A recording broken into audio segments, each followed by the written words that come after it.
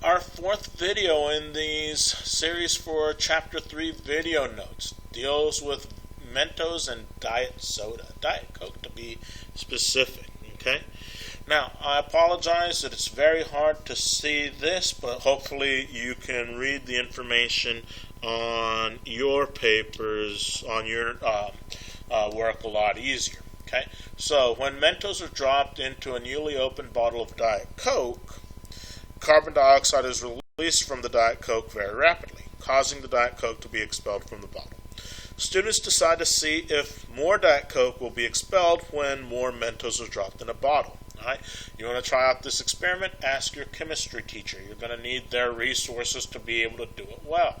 Right? Using 16 ounce, those are 2-cup bottles of soda, they dropped either 2, 3, 4, or 5 Mentos into a randomly selected bottle. We need it to be random selection for this to be a good experiment.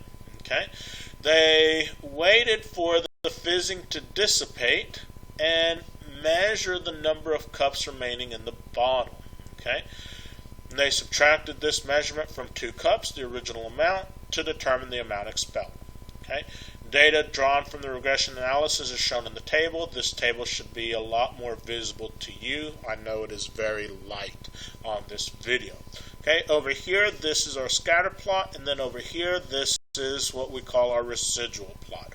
Right, in one of the previous videos we discussed the calculation of residuals, and here is a plot of those residuals. Okay, so what is the equation of the least squares regression line, the LSRL? Define your variables. Well, what would that be? So that equation for the least squares regression line, the LSRL, is y hat equals 1.002 plus 0.071x. Right, where did the 1.002 come from? Well, it came from our coefficient, right, and the constant was 1.002. So that's our constant, right? And then our explanatory coefficient, the Mentos, well, that was the 0.07083, or about 0.071. Okay, so y hat equals, this is going to be your form, right, a plus bx, you can think about it, and always say y hat is the predicted amount of your response variable, and x is your explanatory variable. Now, what about the interpretation of the slope of the least squares regression line? Right, here is my least squares regression line. What is going to be my interpretation of the slope? Well, our interpretation of the slope is that for each additional Mentos added, we expect the amount of soda expelled to increase by about 0.071 cups on average, right? So we have the value, we have the direction, we have the context. Add Mentos, soda out. How much? Each Mentos added, 0.071 cups out on average. Okay. Then next, determine the correlation coefficient and explain why a linear regression model is appropriate for this data. Well, our correlation coefficient is given by r, and it is plus or minus the square root of r squared, right, which is plus or minus the square root of 0.602. Where did that 0.602 come from? Well, it came from this r squared value, the RSQ, of 60.2%. Okay. In more advanced studies, you're going to get into this idea of an adjusted r squared, and notice that the adjusted r squared is a little bit less, right? But that's not going to be our focus. So 60.2% was the r squared, so the square root of that plus or minus 0.787. If I looked at my linear regression, I scatter plot, I see a positive correlation. Right, and that positive correlation lets me know it's going to be positive 0.787 for r, the correlation coefficient, or simply the correlation. Okay, the residual plot shows no obvious pattern with a random distribution of positive and negative residuals. Therefore, our linear model is okay. That's why the linear model is appropriate. Well, what does this mean, that this residual plot shows no obvious pattern? Well, if I come over here and I look at my plot of my residuals, so here I am, right, that this is my zero line, right? I have some residuals that are above and some residuals that are below, right? Based on the set values, right? So here are the number of Mentos that were added and what did I have for my setup, and I see that those residuals, some are positive, some are negative, no real pattern to that. That's very important for the residual plot. I know it's hard to read, right? This is my residual plot. Always comparing to a horizontal of 0, up and below. And nothing there, so linear model is okay. All right. Then next, comment on the use of this model to predict the soda expelled with 10 Mentos or with 0 Mentos. Well, for 10 Mentos, right, what would we say? Well, the data is only for 2 to 5 Mentos. Then, therefore, 10 is probably 2, with two O's, probably too far. Right, we can check out that predicted value, that y hat at 10 is 1.002 plus 0.071 times x, and where that x is 10. And that's 1.73. Right, well, 1.73 cups is less than what we had initially, 2 cups. So maybe this is an okay value, maybe it's not, so we want to be careful, right?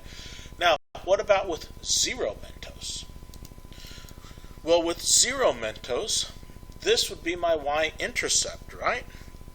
Well, if I don't put any Mentos in, I'm going to expel half of the soda? Yeah, that probably doesn't make much sense. And that gets into that idea of extrapolation that we talked about previously. Okay, we only got the data from 2 to 5 Mentos, right? 0 Mentos, right? This value really has no meaning. We can't use this extrapolation at all. Just because we open our soda bottle and don't put in a Mentos, we're going to have 1.002 cups of it, half of it expelled out. Yeah, that's probably not right. So the limitations on regression analysis is you want to keep it fairly close to what your explanatory variables are. What is fairly close? That all depends. So if we're going to interpret the coefficient of determination, right, so the coefficient of determination value, r squared, and the value of s, right, and we're going to then say, what if we're using ounces, right? So interpret this coefficient of determination and the value of s, which is the standard deviation of the residuals. What would that be? Well, the coefficient of determination value, that r squared value, is 0.602, right? Which means that 60.2% of our variation in the soda expelled can be explained by our linear model relating Mentos and soda expelled. Okay, is this 60.2% variation very good? That's a topic for another video, right? But that's our answer, right? This is the interpretation. The r squared percent of your variation in your response variable can be explained by the linear model relating your explanatory variable and your response variable. Okay? What about this value of s? Well, for s, the interpretation, right, where s is the standard deviation of residuals, right? So that standard deviation of residuals interpreted when using a least squares regression line to predict the response variable when the explanatory variable, predictions will vary by 0.067, in this case, cups on average. Where did that 0.067 come from? Well, if we look at our S value, once again, I know it's tough to see on this video, right? But that value should be clear in your notes that is 0.067, right? So the standard deviation of residuals, when you're using the least squares regression line to predict soda expelled when the Mentos are added, those predictions will vary by 0.067 cups on average. Okay, and then finally, our last little question, coming back to the calculating and interpretation of these residuals. Let's do that. Well, that calculation and interpretation is, right, the calculation y minus y hat is your residual, right, at 2 Mentos for the explanatory. Y hat at 2 is 1.002 plus 0.071 times 2, right, from our formula. Okay, and we get 1.25 minus 1.114, which is 0.106. So, the interpretation. The amount of soda expelled was 0.106 cups more than the predicted amount when adding 2 Mentos. Okay? This is a very standard, straightforward example. It is very important that you understand how to do each of those steps. If you do not, make sure that you ask your questions for clarification.